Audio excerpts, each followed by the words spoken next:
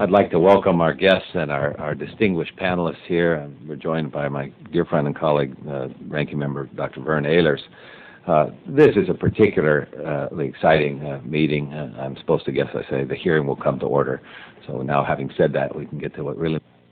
it's particularly exciting for all of us here on this committee, which has a passionate interest in science education.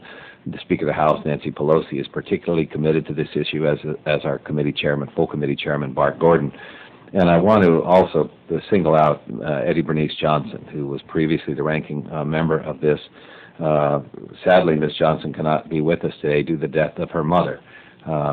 We send our condolences to Eddie B. She's a dear friend, a tireless champion of women and minorities in science, and it's particularly unfortunate juxtaposition of events that hearing what she's long labored to help put together, she's unable to attend, but she wants us to send all of you here her regards, and we will convey to her, of course, testimony that we received today.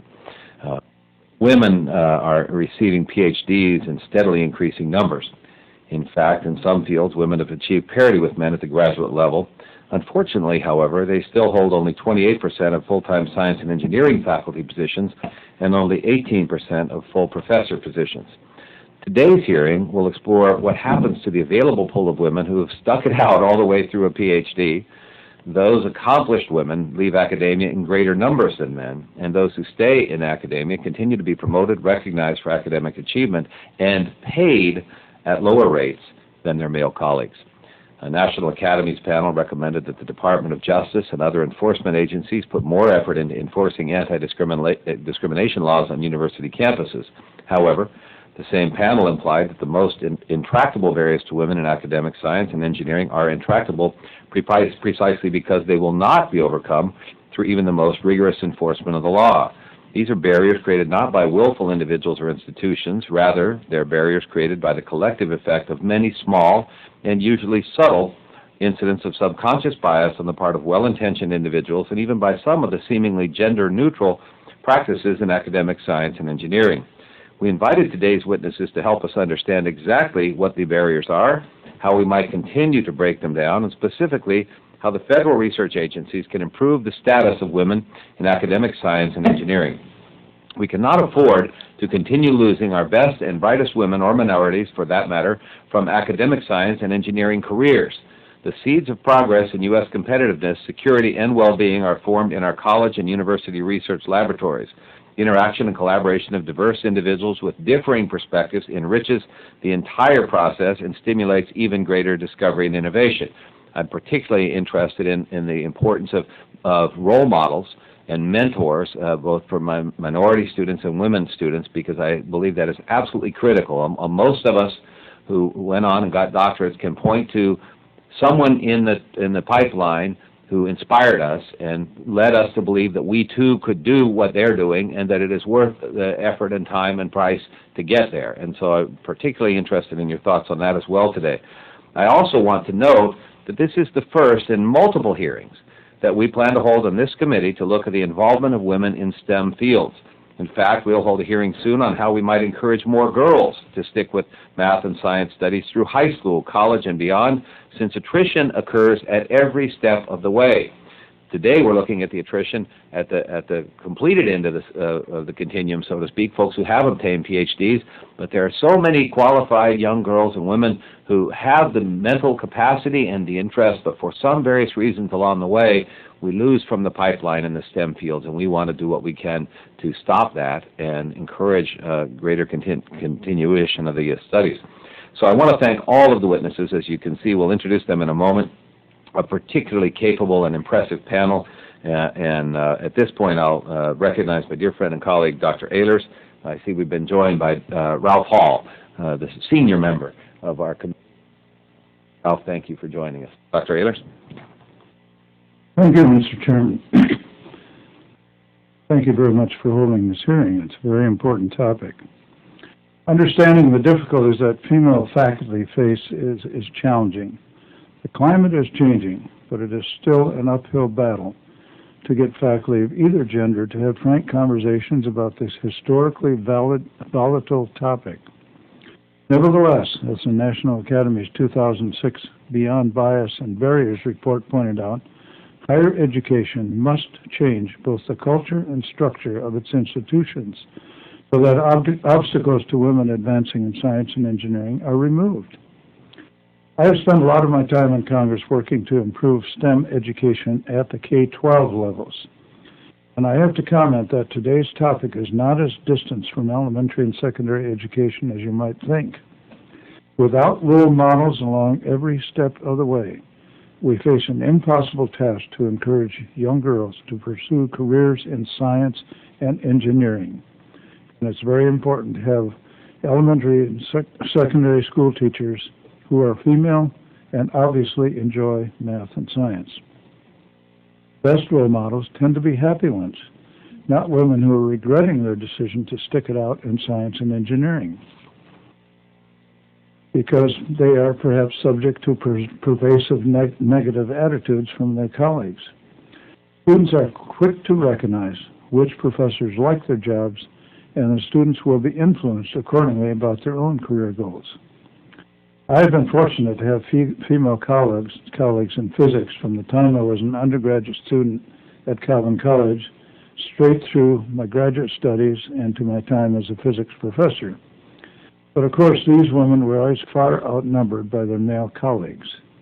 Even though significant progress has occurred since I left academia, many institutions are still in need of dissolving antiquated perceptions and the actions that come with them about the appropriateness of women in science and engineering.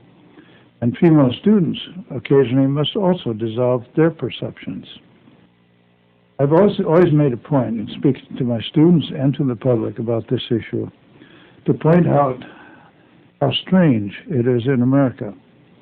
You go to China, roughly 50% of the scientists are female. You go to Russia, you go to many other countries, same. I say, it simply can't be true that American women are less capable in math and science than the women of Russia, China, and a number of other countries. It has to be a cultural issue. And we have to change our culture, recognize the problems of the culture, and change the culture accordingly. And I don't want to bore my colleagues here, but I have an example I've often given with my daughter, who had A's all the way through elementary school in every subject for that matter, but especially in math. She got to high school, started algebra, got an A on the first test, A- on the second, B on the third, and so forth. And I said, we have to have a little talk. What's going on here? She said, well, you know girls can't get math.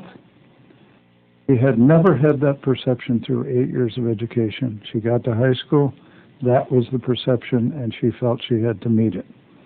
So after a little conversation, she went back to conquer the world and got A's the rest of the way through, and took calculus in college and became an English major. which was perfectly fine with me. I told her all along, I don't expect you to major in science, but at least get enough so that it will help you in every career you have taken. And this happened to both of our daughters, and they both have done extremely well, partly because of the facility they learned in taking calculus, and also I asked them to take computer programming. Those are skills, those are ways of thinking that are of value in almost any position you might take today. So I look forward to hearing from our witnesses about some of the innovative programs that are making a difference in recruiting and retaining female faculty, and how we can build upon these innovative programs. Thank you very much. Yield back. Thank you very much, Dr. Ehlers. At this time, I want to introduce our witnesses, and I want to thank particularly our staff on the Science Committee for helping invite such a distinguished panel of witnesses. And the protocol here is that we have 5 minutes to offer your comments. Obviously, each of you could probably give us an insightful half-day or full-day or multiple-day discussion of this issue. But if we can keep the opening responses fairly brief, then we can have a good give and take. And it's a friendly committee here, and we look very much forward to your comments. Our first speaker will introduce all the witnesses, and then following that, each will offer their comments. Dr. Donna Shalala really needs no introduction. She's president of the University of Miami, the Before that, has served for 8 years as Secretary of Health and Human Services and has a long distinguished career prior to that as well. Dr. Kathie Olsen, the Deputy Director at the National Science Foundation. Dr. Freeman Hrabowski is President of the University of Maryland, Baltimore County. Dr. Myron Campbell, Chair of the Department of Physics at the University of Michigan, and Dr. Gretchen Ritter, Professor of Government and the Director of the Center for Women's and Gender Studies at the University of Texas at Austin. Thank you to all of you for being here.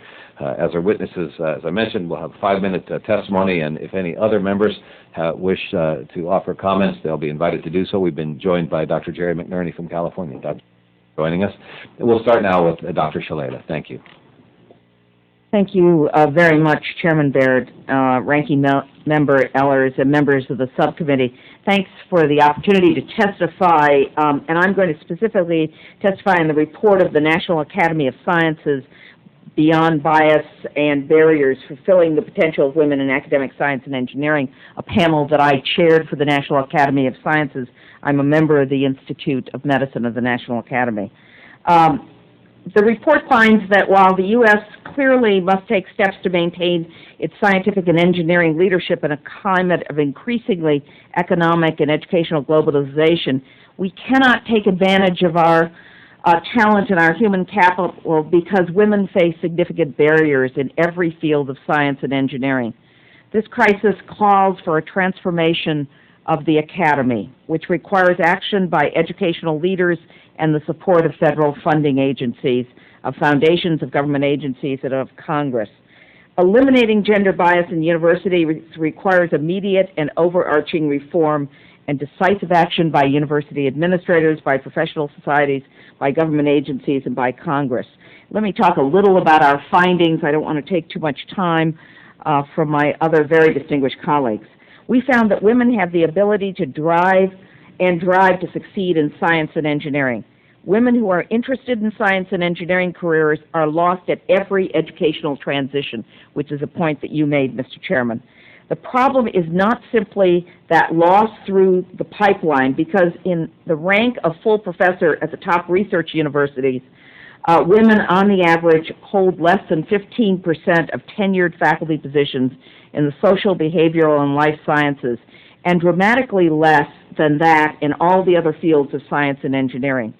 Women are likely to face discrimination in every field of science and engineering, and a substantial body of evidence establishes that most people, this is a very important finding, both men and women hold implicit biases. Evaluation criteria contain arbitrary and subjective components that disadvantage women because women faculty are paid less, promoted more slowly, receive fewer honors, and hold fewer leadership positions than men. Academic organizational structures and rules contribute significantly to the underuse of women in academic science and engineering. The consequences of not acting will be detrimental to this country's competitiveness. Our recommendations are many, and let me just summarize them. We recommend to federal funding agencies and foundations, to federal agencies, and to Congress as follows. Federal funding agencies and foundations should counter these biases and begin to make full use of our full talent pool in this critical area by making sure that all rules and regulations support the full participation of women. All science research funding agencies should provide workshops on and expand research support for gender bias, collect, store, and publish composite information for all funding applications and awards, provide funding opportunities for dependent care support, including attendance at work-related conferences and meetings, and interim technical or administrative support during dependent care-related leaves of absence. The Packer Foundation and NIAID have funded such programs that could be models for other granting agencies, and expand support for research on the efficacy of organizational programs designed to reduce gender bias. NSF and Advance have funded model programs. Federal agencies should also lay out clear guidelines, leverage resources, and rigorously enforce anti-discrimination laws in all institutions of higher education to increase the science and engineering talent developed in this country. On this point, I want to make a point as a leader of an institution that has a football team. I hear more about gender equity in our sports programs from a combination of federal agencies and the NCAA than I do about gender bias in the hiring and promotion of women at the institution. And one of the recommendations that we made here, which very much came out of my experience with sports, Freeman luckily doesn't have to worry about a football team, right? Chess. Is that we need a similar kind of organization like the NCAA that holds us accountable and that has incentives to make sure we're doing what we should be doing. I am an expert on NCAA rules. I know a lot about Title IX, but more because of sports programs than because of educational programs, and that's something that Congress can clearly fix. Congress, because of the insidious ways in which bias can permeate even an environment that aspires to transparency, like the Academy, has to direct its full attention, as this committee is, to enforcing those anti-discrimination laws, including regular oversight hearings to investigate the enforcement activities of the Department of Education, the EEOC, the Department of Labor, and the science granting agencies. We discovered many challenges, but also promising solutions to the problems we identified. The most significant challenge is how deeply ingrained gender and racial biases are in our society. Too many excellent scientists and engineers opt out because of what they perceive as a hostile climate for women in hiring, tenure, promotion, and compensation. But ongoing efforts to identify and examine biases have begun to change recruitment, hiring, and retention processes at many universities, and they show a great deal of promise. Let me give you some examples. In 2006, NSF, NIH, and DOD hauled in 60 department chairs of chemistry departments and worked with them to identify strategies that chemistry departments, universities, and federal agencies could implement to encourage and enable broader participation of women in academic research careers. We recommended that NIH, DOD, and NSF do that in other disciplines. That's a pretty simple, straightforward process. Bring in the department chairs and talk to them about what the research shows and what they might do to transform their own departments. An NSF advance-funded program at the University of Wisconsin-Madison provides on-site workshops for department chairs and search committee chairs. And an uncommonly effective model, which I developed as Chancellor of the University of Wisconsin at Madison, is the Women in Science and Engineering Leadership Institute, a centralized, highly visible administrative structure to address a number of impediments to women's academic achievement. It's endorsed by top-level administrators, and it uses the UW-Madison as a living laboratory to study the problem and implement solutions. For me, as president of the University of Miami, my strategy is to do everything you can think of. Because we don't know one program is affected. They call me Boom Boom, because I believe in using every strategy that anyone has successfully used to try to do something. Last year, our Faculty Senate's Committee on Women and Minorities produced a report on diversity and tenure-track faculty focusing explicitly on the areas of science, technology, engineering, math, and medicine. We did recently hire an associate dean for faculty diversity, which will work with the provost, focused on our medical school in particular. We have a bridging program. We have a postdoc funding program. We run workshops for our search committees as well as for our faculty. We're focused not just on gender, but also on race. And our workload relief program provides release from teaching responsibilities for primary caregivers after the birth or the adoption of a child, and for a one-year extension of their tenure clock. We can't afford to operate the old ways. I was once in Japan recently, actually, and they kept saying to me, what are you going to do to really be competitive with the rest of the world? And my answer was, we're going to do something the rest of them are not going to do. We're going to use all of our talent. It's the only way the USA can be competitive. We have to reach women and minorities. We have to use all of our talent to be competitive. Thank you, Mr. Chairman. Thank you, Dr. Secretary. Chairman Baird, Ranking Member Ellers, and members of the subcommittee, thank you. We need the strength of our nation's full diversity in our science, engineering, and technological workforce, and as Dr. Shalala said, it's vital to our nation's continuing prosperity. There's no longer an issue of debate or lengthy discussion. It's simply put, it's critical for all of us. I'd like to begin with a little story on how I ended up at the National Science Foundation, an agency where inclusiveness is at the very core of our vision and our mission. In 1986, I was a traditional faculty member, and I was writing an invited chapter for a very important publication.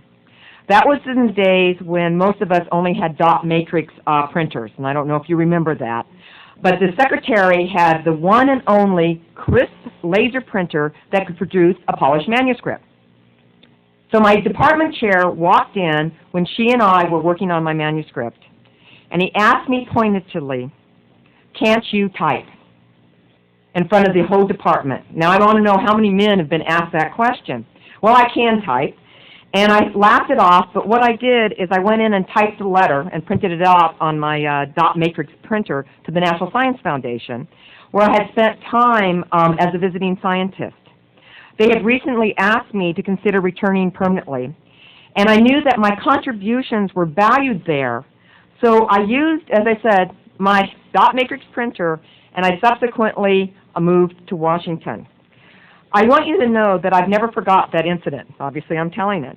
I'm proud of the work of the National Science Foundation has done to improve the environment in science and engineering for the entire women of today and tomorrow, and grateful for the opportunities that I have had to contribute. I'm particularly proud that NSF is an example of the principles that we advocate.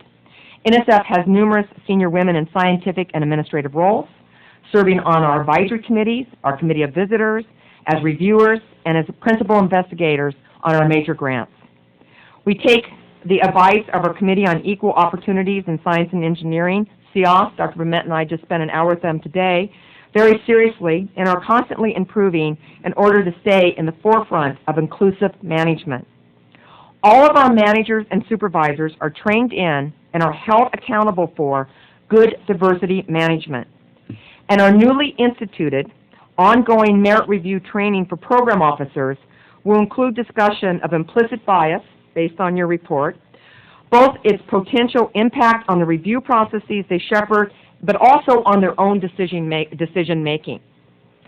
I'm also very proud of ADVANCE, NSF's premier funding program, aspiring to improve the climate for women in science and engineering enterprise.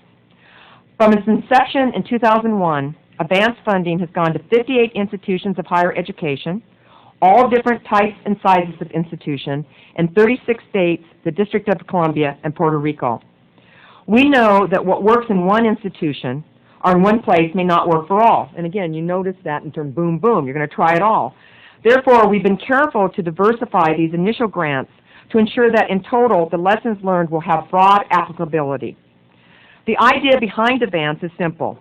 Sweeping institutional transformation is the best hope for creating truly women-friendly environments in science and engineering. Like sleeping giants, and like my former chair and my friend, entire campuses have been dozing on this issue. Funding targeted at individuals within institutions simply didn't go far enough. We learned that from our earlier programs, like the Research Opportunities for Women Career Advancement Awards. We realized that what we needed was full institution-wide shakeup to bring about concrete changes. Already, ADVANCE results are measured in increased number of female faculty hires, advancement towards salary parity, and other tangible progress, as you can see from my testimony. The new ADVANCE Partnerships for Adaptation, Implementation, and Dissemination, or we call PAID, was initiated in response to our community's identification of the growing need for the broad distribution of advanced knowledge, strategies, and results. PAID ensures that the advanced successes can be duplicated across the country. In fashioning welcoming environments for women in science and engineering, we're also fostering a better environment for other underrepresented groups and for men as well. Ultimately, our goal is to transform institution by institution the entire culture of science and engineering in America, and to be inclusive of all for the good of all. Mr. Chairman, again, thank you for inviting me here today. NSF look forward to working with you to ensure that women continue to become leading scientists and engineers, Nobel laureates, CEOs, presidents of major universities, cabinet secretaries, and even members of Congress. Our nation's future depends upon it, and I just want to add, I can type, and now I'm about 60 words a minute. I think it was a little faster when I was younger, and I'll be happy to answer your questions. Thank you. I think 60 words a minute's faster than my old dot printer used to print. Dr. Hrabowski. I should start by saying, as I look at the quote, where there is no vision, the people perish. My own vision is to see an African American one day at the Nobel laureate level in science, and an African American woman. That vision in mind as I talk. I am speaking from the perspective of a university-sized research campus, heavily researched, very diverse, about 40. And the most important point I can make today is that I decided to be the eye on our. I wanted to make the point that the underrepresentation is not a women's issue. It is an American issue. Just as we have been able to make substantial progress on our campus in blacks, for example, who go on the fact is that it's not a minority issue that we're talking about. As I talk, I want you to think about this parallelism between what happens with women and what happens with minorities. And what we have learned is that the success we have had in producing minorities in science has been a great foundation for producing Your microphone. Sorry. Great. You speak so eloquently and loudly, we didn't even notice. Big mouth, big mouth, big mouth. Big mouth. Come from Birmingham, we do that. The fact is that as I think about it, the truth of the matter is that our success has come because we looked at institutional change first from the perspective of the performance of African Americans on our campus in science. And we now lead the country in producing blacks who go on to actually earn PhDs. The success at the advanced level is especially significant. Let me give you one statistic. We have had a 48% increase in the number of women faculty in tenure-track positions since the beginning of the advanced grant. Now, in comparison, we've had only a 4% increase in the male faculty size. Now, in terms of the base, we've gone from 29 to 43 women, and for men from 137 to 142. We know for a fact that that increase has everything to do with practices and policies that have been changed as a result of the NSF Advanced Grant. Most important, we have been working to change the culture of the institution. Let me just give you several of the most important points. Culture change for us. Having the ability to conduct ongoing discussions with people, with chairs, with senior faculty, with deans, and with others has been very important. Most critically, having the chance to listen to the voices of those women. If you think about what Donna Shalala said about perceptions and biases, well, it's important to hear the voices of both men and women. And to some people's surprise, they were very different in the way they thought about the climate in every environment. Interestingly enough, usually junior men thought more similarly to women. Senior men tended to say things were okay. And so the challenge was to, and the big challenge, and we can talk about this later, is to help the climate, to foster a climate in which people can say what they really think without being criticized or censured, to not have people thinking that because a woman talks about family issues that she is not a serious scientist, and to think about ways of developing policies that can help both men and women, because we don't want backlash, which is the same issue you face with minorities. Because what we've learned is that things that help minority students in science can help students in general in science. Many other practices that can help women, junior women, can help junior men. So clarity of expectations, looking at the pathways that are expected for those people, ongoing discussions, a faculty development plan for every faculty member, woman and man, something we've done for all. Family leave policies, much more flexible than what the state had talked about. Sometimes it may be a faculty member who has problems with a sick parent. Other cases, it may be about a child. So you never know. So the idea is much more flexibility there, but robust and honest discussions about the issues without people becoming defensive. It is amazing how defensive people can come if you can't build that trust. And the most important point from my perspective is thinking about how to get the faculty buy-in. The power rests in the hands of white males. And I don't say that to be negative, to be disparaging. It is a fact. The point is, how do we pull them into that? And what's made the difference on our campus in terms of producing minority scientists, in terms of increasing the number of women going on and moving up the ladder, has been just that, getting the guys on board. Having them understand that mentoring is what Old Boys Network is all about. We just want everybody to have that kind of networking possibility. The most important thing that people can do is to keep building on these practices, to give people incentives to ensure that many more institutions look at themselves in the mirror. Thank you. That buzzer is the Pavlovian way of telling Vern and the rest of us and myself that we've got to go vote in about 15 minutes. We'll have time actually for the rest of the testimony, and then we'll have to adjourn briefly, or recess briefly, and then come back to ask some questions. It's outstanding testimony so far. We'll surely want to come back. So, Dr. Campbell.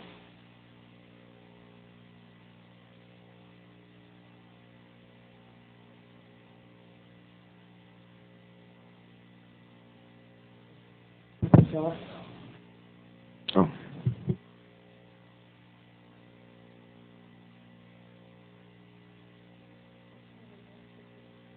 There you go. Okay. So this is on now. Well, thank you, Chairman Baird and Ranking Member Ehlers, for inviting me here to talk about this issue, which is very important to me. I'm the chair of the physics department at the University of Michigan, and in this role, I've become much more aware of the hurdles and that in spite of our best intentions, women have to overcome in order to be able to fully participate in careers in science and technology.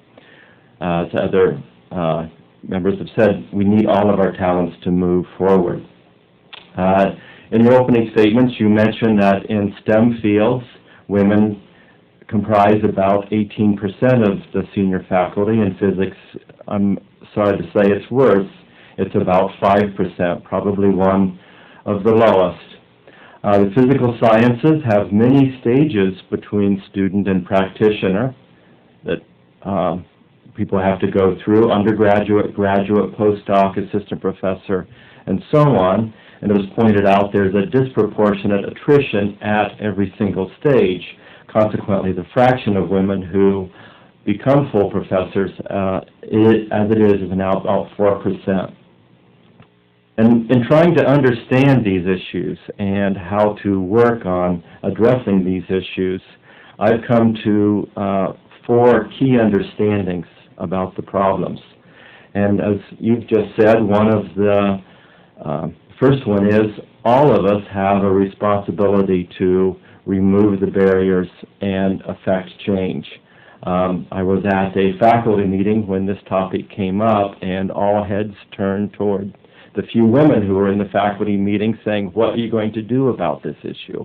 And it is not their responsibility, it's all of our responsibility to work on this. Second is there is not a single magic bullet solution that's going to fix this.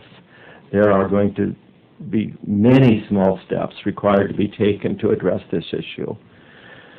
Thirdly, it's not just about the numbers. It's not just the 5% or the 18%. It's about the climate, and it's about how women are treated. I'd like to share with you an anecdote. It's going to follow your dot matrix story. When I became chair, one of the things I looked into was what written records we had about how the women in our department were treated. And one of the first things that I did as the new chair was to go to everyone and apologize on behalf of the department for things that had happened to them that I thought if that had happened to me, I would have quit. Truly, there are many issues like this that come up. So the climate is very important.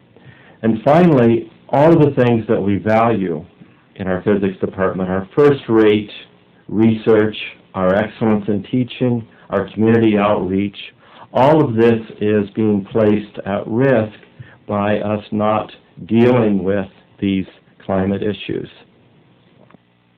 Many of the other comments I had were the same. I want to talk about some of the impact specifically that advance has had in how we conduct our business in the physics department.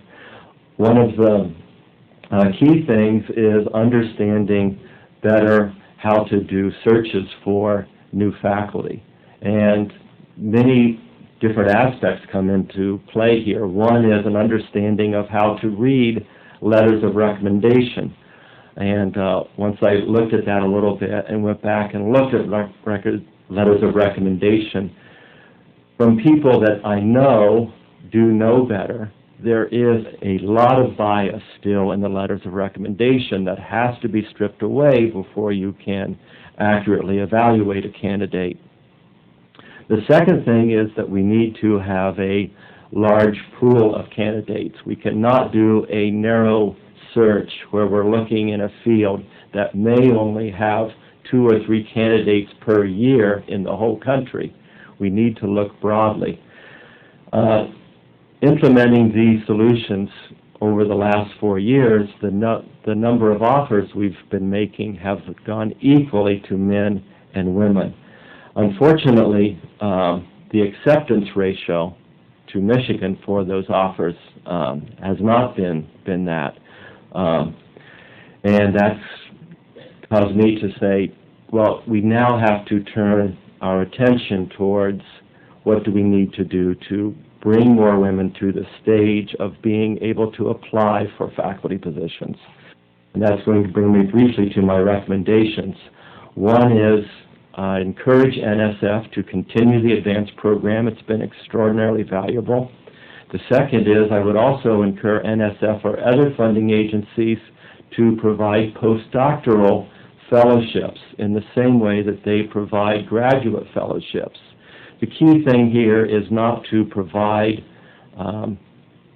support for a specific postdoc, but it changes the way in which the postdocs are selected. Currently, we are still in the model of selecting postdocs by looking at only a handful. By having a national competition for postdoctoral fellowships, we will have a broadened pool, and we can try to accomplish there what we've done with selecting our faculty. And the third thing is a new awareness that scientists are now having babies. And our rules for doing such things, we've already mentioned this. For example, the American Physical Society is now offering grants to allow women with infants or small children to attend conferences, pay for daycare while they are there. These are small grants. They're $200. And if anyone thinks that taking a baby along to a conference is a luxury, so agencies cannot do this. They cannot support this, either in direct or indirect costs, because of the A21 rules. So in my written testimony, I have specific recommendations for which A21 rules should be modified to remove this particular prohibition. And again, thank you for the opportunity to be here today. I appreciate the comment. My wife, a PhD economist, is traveling to Seattle now for a conference, and I'm in care of two 2-year-old, 7-month-old twins. It's not a luxury to leave them behind either. I did acknowledge earlier Mr. Neugebauer from Texas has joined us as well, and I should inform my colleagues, I misspoke earlier. The Pavlovian conditioning is too strong in me. We aren't voting yet. We're just going back into session in a few minutes, so we actually have a little more time, less time pressure, which is good news. Dr. Ritter, please. Good afternoon. Thank you, Mr. Chairman, other subcommittee members. I'm pleased to be with you today to talk about ways to increase women's participation in academic science and engineering. It has been 35 years since the passage of Title IX, yet women continue to lag behind men in academic achievement, particularly in the STEM disciplines. Research suggests that these disparities are not due to differences in aptitude or native interest between men and women.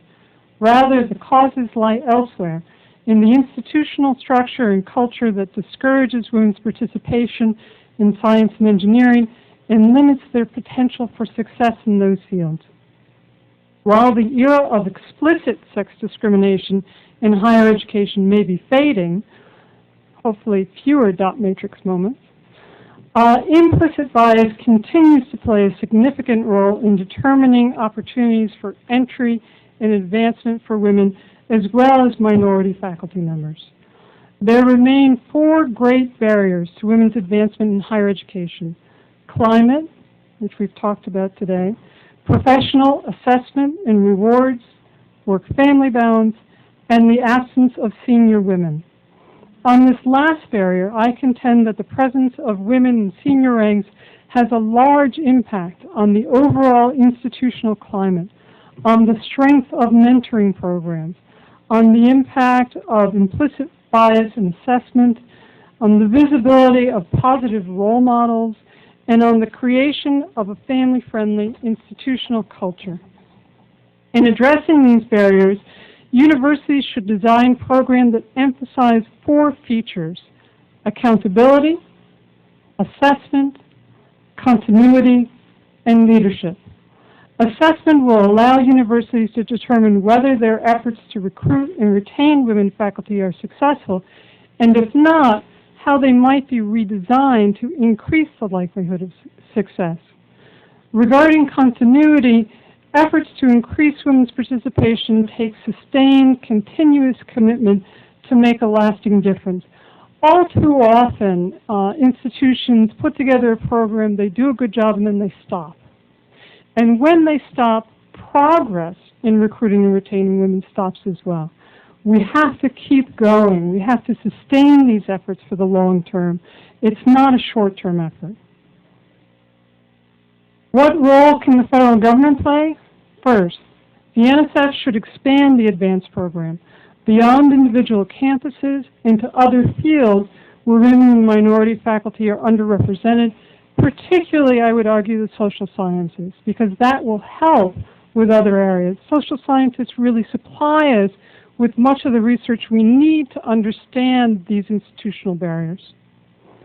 Second, the federal government should use Title IX enforcement as a means of advancing women in underrepresented fields. The original intent of Title IX was to ensure equal educational opportunity for both sexes. Yet relatively little has been done outside of athletics to make that mandate meaningful when it comes to addressing opportunities for advancement and achievement in traditionally male-dominated fields in higher education. Like Dr. Shalala, I'm on the Women's Athletic Council at UT, and we just went through our NCAA recertification. If we gave that kind of attention to gender equity and equal opportunity in academic fields, we would be doing so much better. We now know that the academic achievement of young women in math, science, and engineering depends on the presence of a positive female role model and on women peers in the classroom. To support educational opportunity for women, we ought to leverage federal education and research funding to mandate Title IX compliance. Creating equal opportunity for women faculty will allow younger women to imagine themselves as the next generation's great scientists and inventors. Thank you. Thank you, Dr. Ritter. I very much appreciate the comments, and we'll now proceed to questioning. The standard procedure is that each member gets 5-minute questioning. We rotate back and forth across the sides. Question for me is I hear a lot of praise of the advanced program. My assumption would be probably that institutions that have applied for the advanced program are already pretty savvy to this. And so you've got, meaning that at least somebody in leadership at that institution says we need to address this, hence they apply for the grant. So my question would be, what can we do to expand that, learn from what's worked in advance, and then expand that to other institutions? Dr. Hrabowski, you're prompt with a hand up, so. I am, because first of all, you need to know, and I think Donna would agree with me on this, unlike in companies, presidents can't make people do many things at universities. That was my experience. You just can't say you just can't say do it. But All right. authority. It's called consensus building and shared governance and committees that take more time than you might expect sometimes. What am I saying? So you can talk about bringing people. They call it, Doctor, the Faculty Senate for a good reason.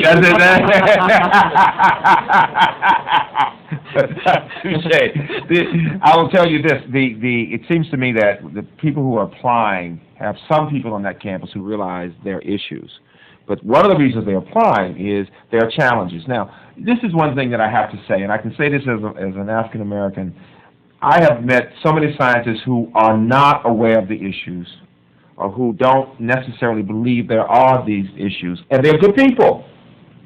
But we are all products of our environment. Whether it's about increasing the number of minorities on the faculty or increasing the number of women, people need education at every level. And one of this in terms of specificity, seems to me that as we develop these campuses, these advanced campuses through NSF, there should be incentives both for campuses to continue applying and for the campuses that are learning things to help replicate, to use what we're learning. We had a group of faculty from the University of Michigan on our campus as a part of their advanced group who came and worked with our faculty. It was great.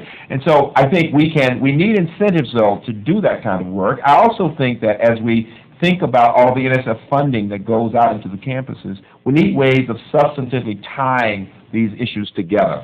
I really believe so. People listen to money. I mean, when you talk about the money that you have. And I would strongly suggest that. I do want to recommend that you look at page 4 of my testimony. There's one point to be made here. This is a picture of all the women where you came through our Faculty Horizons program. Half of these women are women of color. I wanted to make this point about this. What it did for my campus was to say to the departments, people exist who have PhDs who are black and Hispanic women. We need to look at those women, talk about developing them, helping them with postdocs, thinking about them for faculty positions. So that while we want to continue increasing the number of women of color, the fact is there are more out there than we might think, and companies do a much better job than universities. NSF can help us in bringing these women to our campuses, getting to know each other, and building that momentum. Very well said. Dr. Shalala. I just want to tell a quick story, parlaying on what my colleague said here. My proudest moment at the University of Wisconsin-Madison was when an African-American woman said to me that we had hired so many African-American women she didn't have to like them all. It's a great story.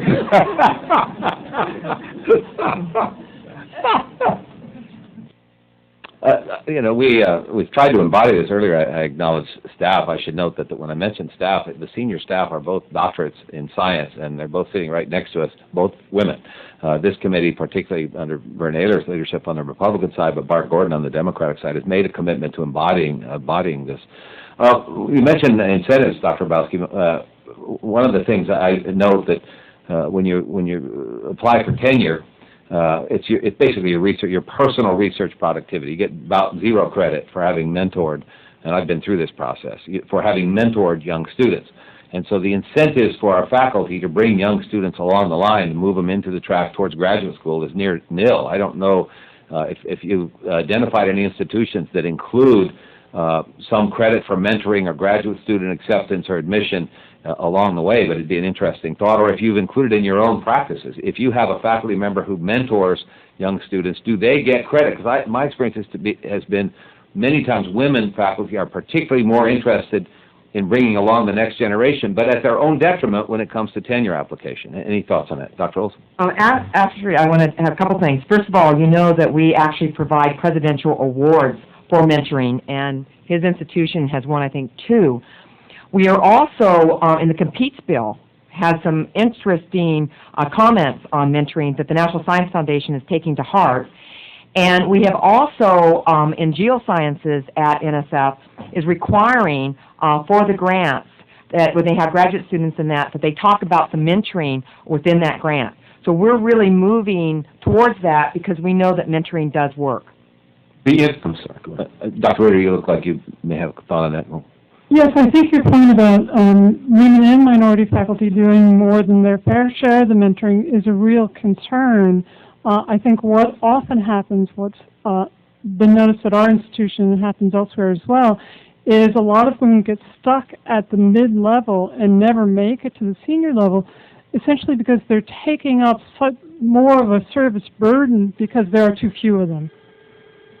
Dr. Hrabowski? The institutional culture has everything to do with this. It seems to me 2 things. Number one, the NSF IGER grants are great in terms of training and having incentives for people to get involved in working with students in this. But we are convinced that by having an individualized faculty development plan for that woman and for students, for faculty in general, to know exactly what's expected and to make sure the person isn't overwhelmed. It's very important because women are often asked to do far more than people even realize because they're good at doing it.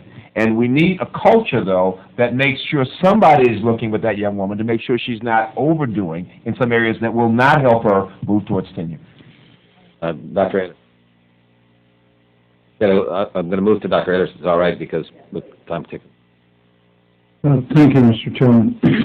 First of all, two quick comments on the testimony. Dr. Shalala, you talked about sports and NCAA. The obvious solution is to designate the sciences as sports. Because By the way, chess is a sport in Russia. yes, right. Chess already is. But there are two advantages of that. First, the NCAA rules would apply, but secondly, you would also share in the football revenues, which should do a much better job of funding the science stuff. The other comment is, Dr. Hrabowski, you made a comment about the politics, faculty politics. Reminds me, when I first got into politics, one of my colleagues commended me and said, I'm just amazed, you come from academia and you just really understand the politics around this place.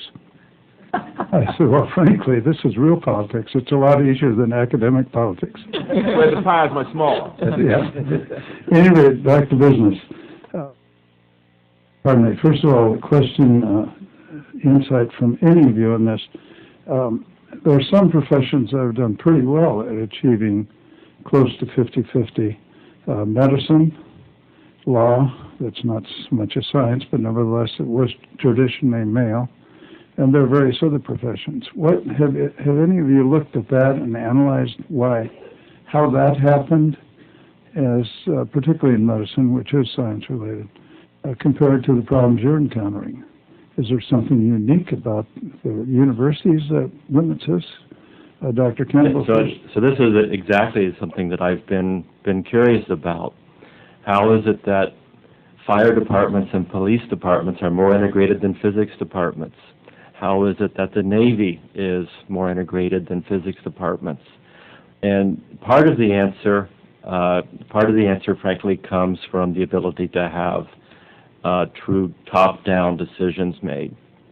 And that is something that in many fields in academics, a top-down decision to try to do something like that is going to be met with resistance from everyone involved, and exactly the opposite effect is going to be achieved.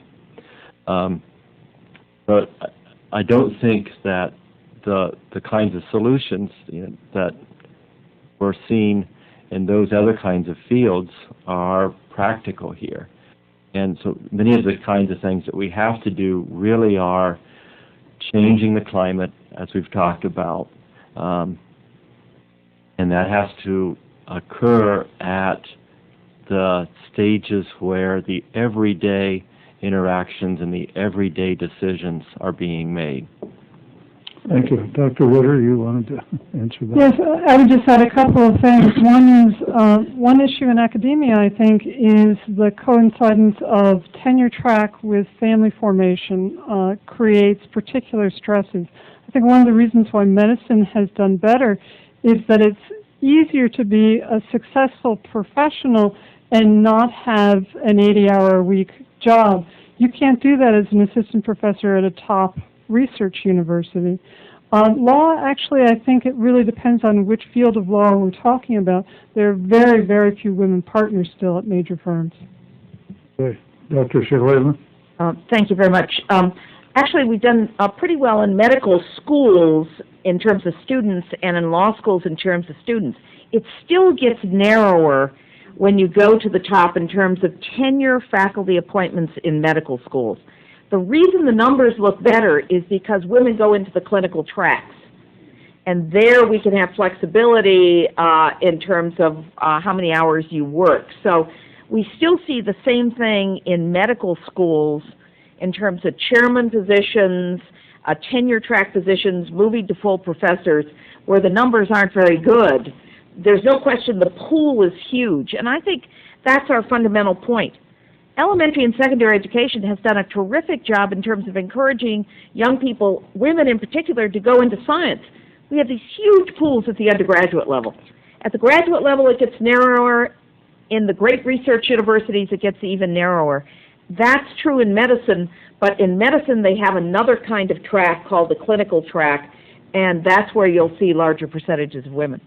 This leads to a follow-up question, and that is, do you have any data or do you have any idea how many women will choose in a particular situation to go into some other profession rather than university teaching because of these factors? Let me start with women in general and women of color. As we have produced PhDs on our campus and then sent them other places, I've listened to the voices of those new PhDs in science, women and women of color, and what I find is that the quality of mentoring has been very uneven.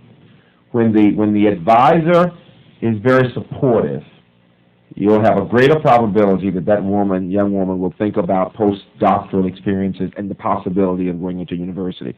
Unfortunately, when the advisor has not understood the role that he could play, and it's often he, quite frankly, or has just not understood the challenges she has faced, the person wants to leave the academy because companies are much more welcoming. What others will tell you is, to the extent that it's been a terrible experience, and you talked about this earlier, if they've not had a great experience, and I talk about it in my testimony, the young woman who said, it's just been a lonely road, and I don't want this anymore. I mean, so the quality of the experience while in grad school, the quality of mentoring will determine to the extent to which the person may even consider the possibility of continuing on into a postdoc. Dr. Olsen, I just wanted to point out again that right now 52% of the majors in science and undergraduate level are women.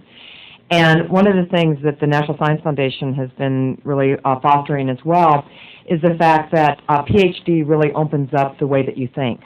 And people go to law school not because they're going to practice law, but because it opens up opportunities. And I think the people here with a number of doctorates sitting up there knows that earning that degree in science or engineering really can open up a lot of careers. And some are more supportive for women and industries tend to really have gotten on to the child care and these issues. I think the academia is learning that this is a critical component. But we're really trying to get more people, males, females, underrepresented, to actually major in science and engineering all the way to the PhD levels, and then hopefully have a plethora of career opportunities for them waiting for them. thank you. Thank you, Dr. Ritter. Reflecting on my own graduate experience, which was somewhat mixed in terms of the enjoyment level, it may be it may be a manifestation of the superior intelligence of women that so many drop out of graduate school. Dr. McNerney, and by the way, by Dr. Lipinski as well. Dr. McNerney. Well, I have to say, your testimony has been, all of you, has been energetic. It's been interesting, informative, and hopefully we can make some progress here. Dr. Shalala, your testimony, you report a dreadful number, 15% of full professorships are women. Some of that might be due to legacy effects. Is there any more encouraging news in the last 5 or 10 years on that subject, or is there any statistics in that? There are statistics. It's not increasing much. We look specifically at the major research universities. So that's where the difficulty has been. We looked at the top research universities, where federal money is going, NIH money, NSF money, because we thought it was important that if the United States is investing its monies in the great research universities in this country, then we can expect them to expect that the personnel will be the most talented. So we focus there. The numbers are getting better, not fast enough given the pools. The interesting thing about the study, and I actually didn't want to chair this panel, not my subject of expertise. I sort of got talked into it by the National Academy into doing it. But what I learned was the pools are there for the first time. We used to say, we got to develop the pools. That was our excuse. The pools aren't there. And what I mean by that is the 52%. there are women studying science. And that's why I give praise. Somehow the elementary and secondary education has excited young women about science enough so they're majoring at it in our major colleges and minor colleges and universities, frankly. But to get them to the PhD level, even when they get there, they don't seem to get the jobs of the major institutions. That's why we know that there are cultural issues, there are sensitivity issues, there are opportunity issues, there's a network that needs to be worked. That's why we're so optimistic, because it's not the pool issue anymore, it's our behavior. Well, one of the things we've talked about in this committee is the deterrent to people who go in science and research in general, because the compensation is poor, the number of years it takes to get to a good position, and then once you're there, again, the compensation is not that great compared to what you could be doing in industry. So I think we're in trouble in general in this issue, and one of the things I like to soapbox about is how we really can't afford to leave anyone behind. Our nation needs to pick up every single person of any color, any background, any religion, because we need them for our future challenges. And anything we can do to encourage that is something that's our responsibility and our duty. So we look forward to your ideas. Dr. Harbert. I really do want you to remember, too, though, that, and I have to say this, that while we have a few more African Americans, for example, and Hispanics making it at the PhD level, women or men, the fact is that you still only have about 5% of the PhDs going to African Americans in the country. So there are still very few women of color, black and Hispanic from certain groups, who are at the PhD level. So I think it's so important to keep thinking about both these issues. When I was a grad student in mathematics at Illinois, there was only one woman in the whole department of mathematics. She understood how alone I was, and she connected to me. And that's why I know from personal experience, quite frankly, that white women and kids of color, there's a connection there because of the loneliness that they feel. And it's important to think about how we keep building both those pools.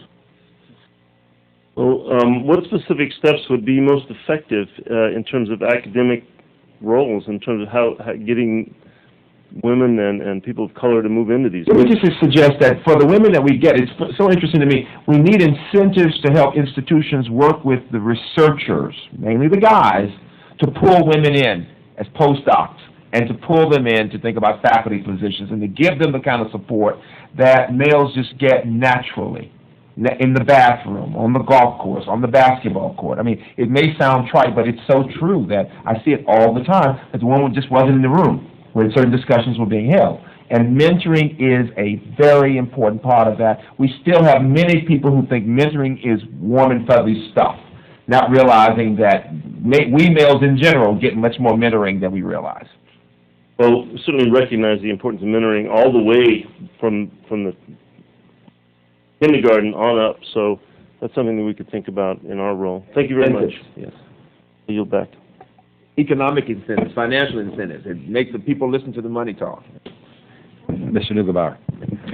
Well, as you can tell at this end of the table, we've got from here, that direction are all doctors, and they dumb down the room by bringing a business guy into the room. And so thank the chairman for having this hearing.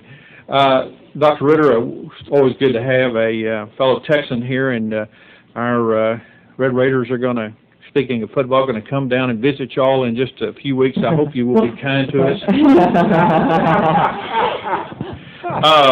I would like to, a little bit of bragging before we talk to some questions here, but I went to Texas Tech University and had the honor and privilege of representing Texas Tech University, where I believe we have about 12 schools there, and 5 of our deans are women. And so I think there is some progress being made, and obviously from listening to the panel today, I hear that we need to make some more progress. I want to go along a couple of questions. One, the title of this hearing, and we have gotten off on some interesting topics, but women in academic science and engineering, and when you look at some of the charts in some areas, women are increasing number, and in fact a majority in coming into some of the sciences, life sciences, and some of those, I think 52%, we use that number.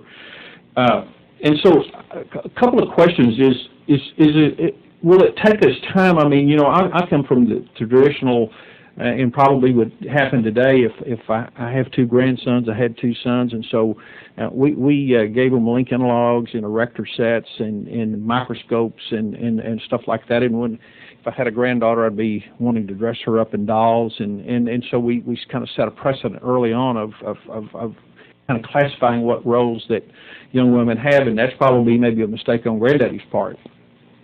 But the other piece of that, as I listen to that, are a lot of the women that are going into the sciences and going into law and medicine, that produces high income potential from them outside the academic world. And so is the fact that a lot of women are not staying in the academic world related to the fact that they don't see a lot of role models in the academic world, or is this entrepreneurial economic opportunity out there that corporate America has provided, where women seem to be, in some fields, moving up through the ranks a little faster? Are they being funneled out in that way instead of staying in academia? And Dr. Shalala?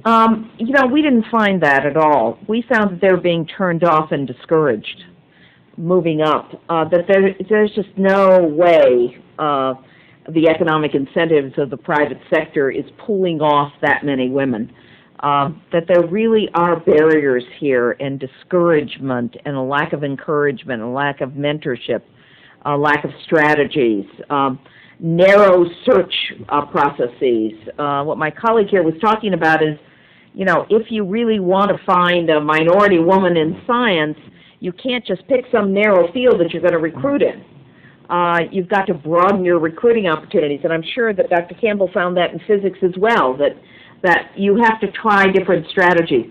But, it's just, we're not convinced it's a pull problem. We're convinced that there are barriers and bias from both women and men that we have to overcome. Economic incentives help. Economic incentive, as a businessman, changes behavior. And if we're going to plow billions of dollars into science in this country, our only issue is not that you've got to hire women to do it, but you've got to hire the best people. And if that's the standard, we believe that women will get a fair shot. And we've just got to make sure that we don't have those barriers there. But all of us have stories from our own careers of crazy things that people said to us, and we're lucky we're here today. Dr. Olsen? Yeah, I love data, okay? And there's this wonderful chart, and it's in biology, where they show that both males and females, on this, I think it was 2003, but don't quote me, it could be 2002, were equal numbers in terms of getting their PhD. But then when you saw the first faculty position, okay, it was something like 70% males and 35% women. Okay, girls, and yet they're there, and they're asking back, did you want the faculty position, or did you want to go elsewhere? And it turned out that the women were just not getting interviewed. And the women that did make it to the interview stage were then very successful in terms of getting the jobs. So getting back into your report in terms of the implicit thing. But salary still is an issue, and there is still, and this is not true, it's true in academia, but throughout, that women tend to make less salary for the same positions as males. And what was interesting, and I'll do a story, was when I was at I'm not going to say my university, but when I was at my university, it was a research-intensive university, I had my own NIH grant, and I was co-PI on an NIH grant. And the PI on the NIH grant was out, and I realized that the postdocs, the male postdocs, on the grant that I was co-PI on, was making more money than I was. And it was a shocker, and of course I kind of, my personality, I got that raise. But, and for that. But the thing is that we don't know a lot of this stuff, and so it's really, again, the culture, the mentoring in terms of what the salary is. The professional journals have had to take off, send out the journal articles blind to make sure that you can overcome the bias. Members of my panel told me they used their initials early in their careers when they sent out their journal articles to make sure they got a fair review of those articles. So I'd like to come back to your question about, is it the economic incentives? And all of my anecdotal evidence in talking to people who've decided to go out, the answer is no, that's not what the incentive is.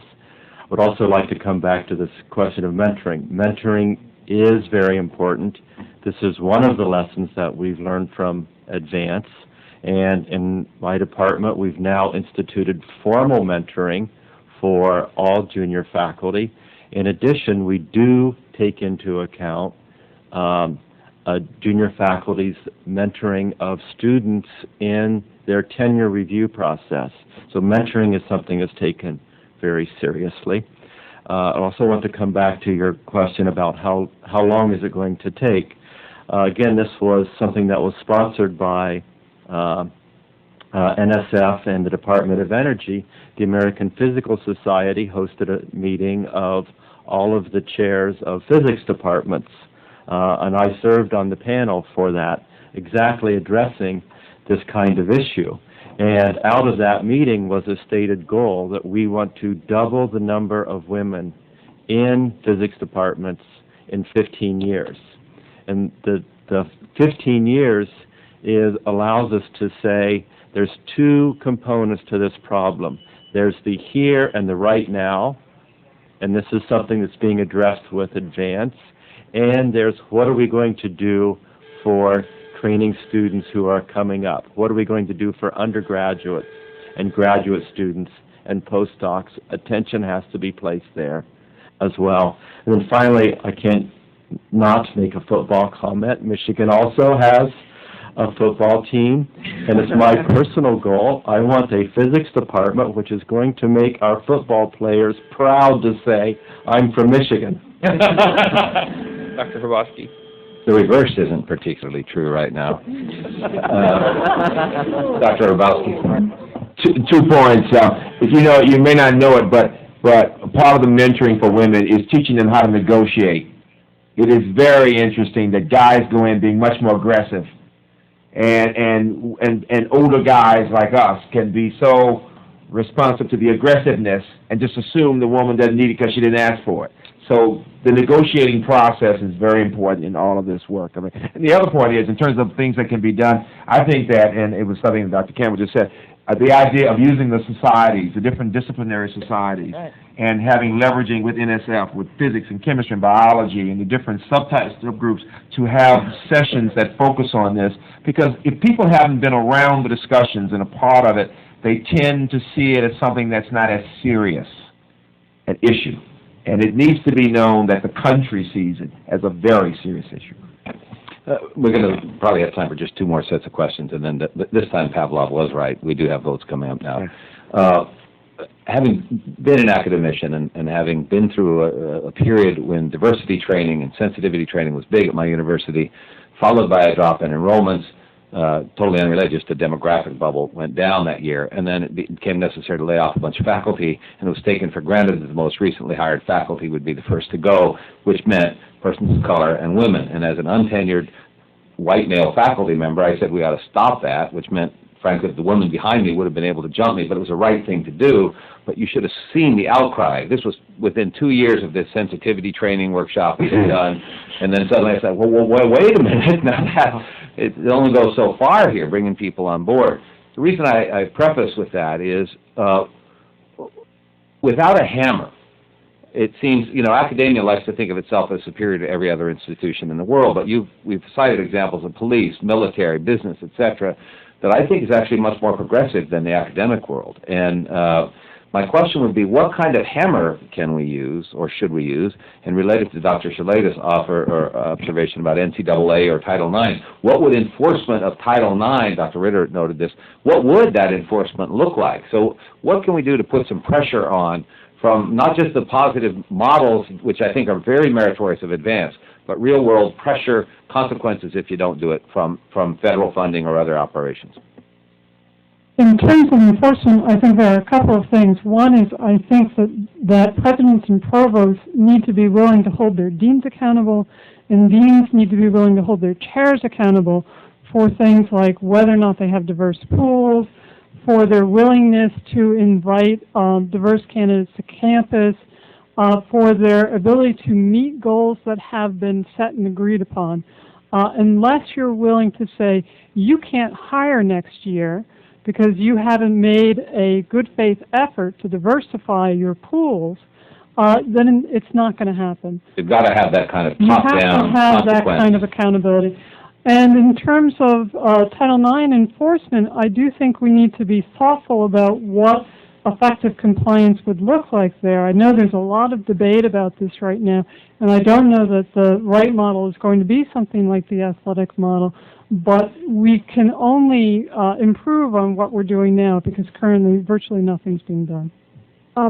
We talked on our panel, and we have some language in here, about developing an NCAA type of organization, something between the universities and the government, that would, as opposed to using a government agency as such, that would thoughtfully develop the goals and be realistic about it in terms of marching towards a much fairer system. And that certainly is worth looking into. Unlike the NCAA, though, the federal government really does have the clout of money, requiring that, NSF is a model for calling in department chairs. These are pretty straightforward things to do, but we should not be focusing just on NSF. The big dollars are in the National Institutes of Health, and if the NIH, through their institutes, aren't fully participating, then we don't have a chance of getting this done in the major research universities. Well put. Dr. Campbell, you were going to say something. Yes, our department did have a Title IX audit. NASA came in and audited our department for Title IX compliance. And the effect of that was almost nothing. That we totally were in compliance. I thought you were going to say it rocked us or something. Perhaps there are places where they clearly are in violation of the law, clearly are in violation of Title IX.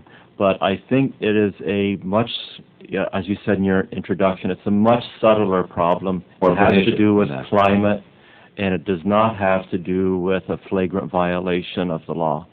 You've got to get people to believe that this is not just the right thing to do, but it's the best thing for science. And it seems to me that because hammers don't work the same way in universities. This is my 16th year as president. Believe me, I know what I'm talking about. But money does talk.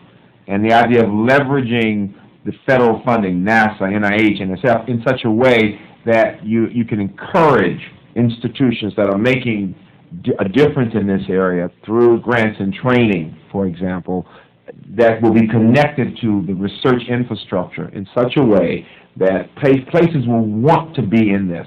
Places want to be a part of NSF with the advanced grant. Every time I go and speak at a university, the first question they ask is, how can you talk to us about what you're doing with NSF? Presidents will say that to me. Talk to my science faculty, engineering faculty, to let them know how great it is, what it does. And so I think if we can use the mechanisms we have and leverage opportunities to bring different national agencies together, institutions listen to the national science infrastructure because they have the money.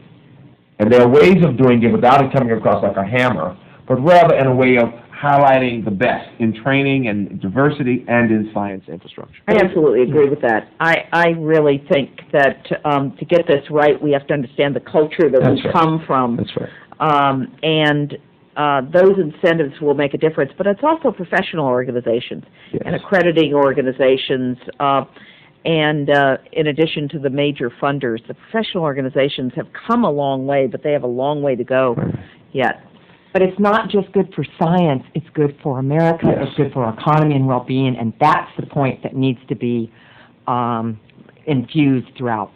I think that might be an appropriate final comment for this hearing. I really have been enlightened and inspired by this hearing. I'm grateful for the witnesses.